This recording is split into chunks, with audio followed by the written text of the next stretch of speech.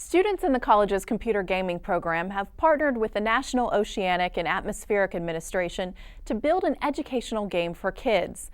The goal is to teach middle school students about protecting estuaries, those places where fresh river water meets ocean water.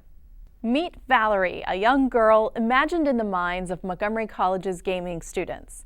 Valerie and her friend Oscar the otter are trying to protect estuaries from all sorts of dangers. We have a trash monster, a sludge monster, lots of evil enemies, and these are ideas that the students themselves generated and we just developed in a team process.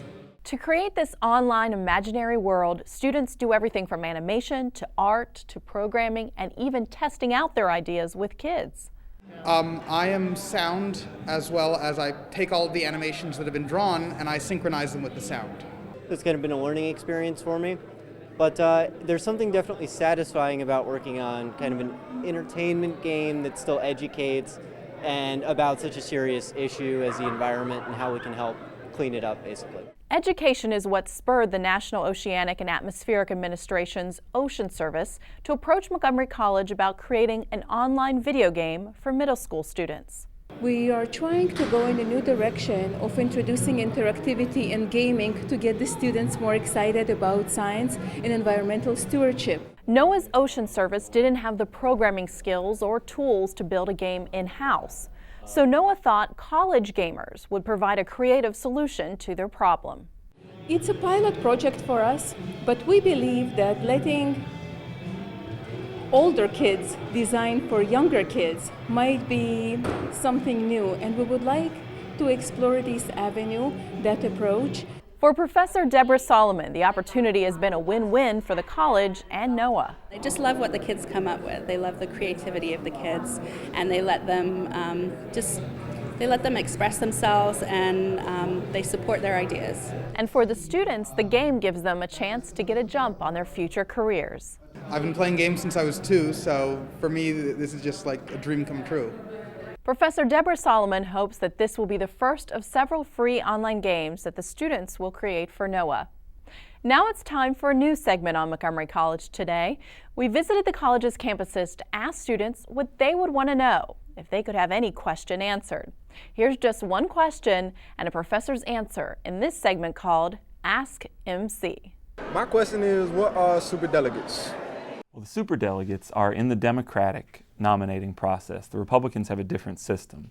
Superdelegates are those who are party members, party activists, dedicated party supporters who are granted a vote beyond the state votes. The superdelegates were created in the wake of the 1968 and 1972 elections with this sense that party insiders should have a greater say in selecting the candidate.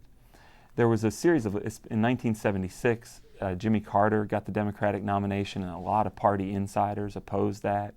And there was this sense that they didn't want the voters to just pick the candidate on their own. So the superdelegates today, I think there's almost 800 of them.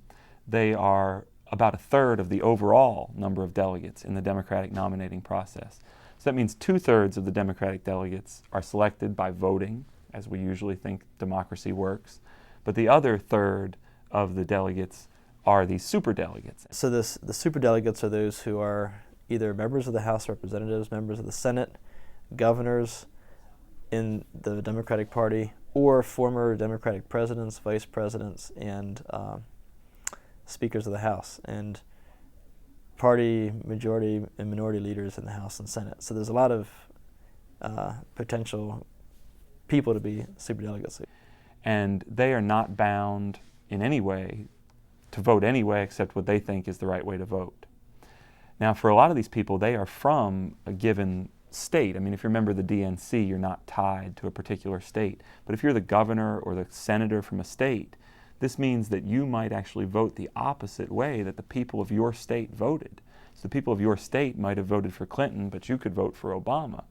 So the only thing that really influences those superdelegates is the sense that the voters in their state could hold them accountable if they go against what their state wanted. But aside from that, there's no requirements at all. They can pledge their vote one way, then switch it the other way. Despite concerns about the economy, careers in the health sciences are still in demand. Nowhere is this more evident than within Montgomery College's nursing program. This year, the program celebrated its 40th anniversary, and it's still going strong. Step inside the nursing lab at Montgomery College's Tacoma Park Silver Spring campus, and it's almost as if you're inside a hospital. A nursing student is asking questions of a sick patient. Another student is carefully washing her hands, and a student is preparing to fix a patient's dressings.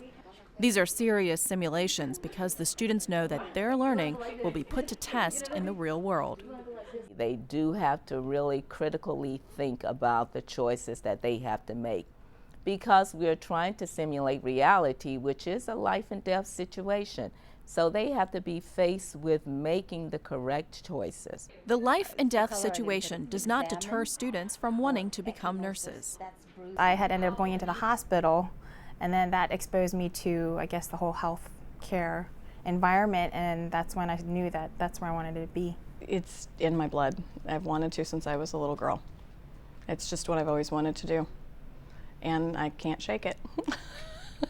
It's an exciting field. It's got a lot of opportunities. It's a lot of demand, and you get to do a lot of great things for people. So it's very rewarding. More than 300 students apply each semester for a spot in Montgomery College's nursing program, all after taking at least a year of prerequisites in such courses as microbiology, anatomy and physiology, math, and psychology. In the end, only 88 students are accepted into the program. But for those who make it, they can expect 2 years of hard work in the classroom, lab, and at clinical sites. For the first semester, it is usually within the 3rd or 4th week. They are starting in the actual hospitals. They are assigned to patients. They are expected to take care of those patients along with the nurse. The primary nurse is always the responsible person. When nursing students finally finish their training and education at Montgomery College, the work is not over. You are licensed as an RN once you pass the NCLEX. That's our board licensure process. And our students do have a preparation course that we offer to them during the last week of school. Most students take the NCLEX within just a few months of their graduations. Right now, Montgomery College nursing students have an excellent 93% pass rate, which tracks some students to the program. I heard a lot of good things about this program, and I knew that they had a high NCLEX pass rate, and so that's pretty much what, to me, if they have a high pass rate, then that means they prepare their students well. Passing the licensing test means nursing students become registered nurses, ready to work and care for patients. There is a major shortage of nursing in this area, so you're almost guaranteed a job even before you graduate. You will be accepted in a lot of the major hospitals in this area. For the new nurses, it is the realization of a dream, but not an end. They continue to plan for their futures. The plan right now as it stands is that I would like to get my bachelor's degree first, and then see whether I would like to pursue either a nurse practitioner or a CRNA, which is certified nurse anesthetist. I want to go into the operating room, so my goal is to start there as soon as possible. I'm going to continue on and get my master's because I would like to come back, possibly come back here is an idea, and teach, become a faculty member at the college itself, and help create a new generation of nurses. Learn more about Montgomery College's nursing program by visiting montgomerycollege.edu/nursing. To learn more about the stories you've seen, log on to montgomerycollege.edu/MC Today or watch on YouTube at youtube.com/Montgomery College. Up next, a former Montgomery College athlete is now making a name for himself at the College of William and Mary. We'll catch up with him after this break.